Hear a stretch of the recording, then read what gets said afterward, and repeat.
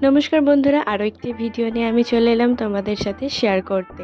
মা সেদিনে সকালে টিফিনের জন্য ব্রেড কিনে এনেছিল, তো আমি ভাবলাম ব্রেডটা দিয়ে কিছু বানানো যাক ভালো মন্দ।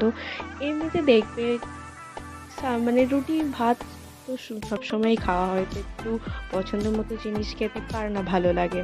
তো আমি তাই ঝটপট ঘরে থাকা মিউনিস চিজ বাটার দিয়ে ব্রেড পিৎজা তৈরি করে ফেললাম। এই ব্রেড পিৎজা বানানোর জন্য আমার লেগেছিল টমেটো সস, মিউনিস, গোলমরিচের গুঁড়ো, টমেটো, পেঁয়াজ। আমার কাছে ক্যাপসিকাম ছিল না বলে আমি ক্যাপসিকামটা দিতে পারিনি। তো তোমাদের কাছে যদি ক্যাপসিকাম থাকে তো তোমরা অবশ্যই দিও, এতে আরও সুন্দর খেতে হয়। আমার ঘরে ছিল না, তাই আমি ভাবলাম ওটা ছাড়াই করে দেখি।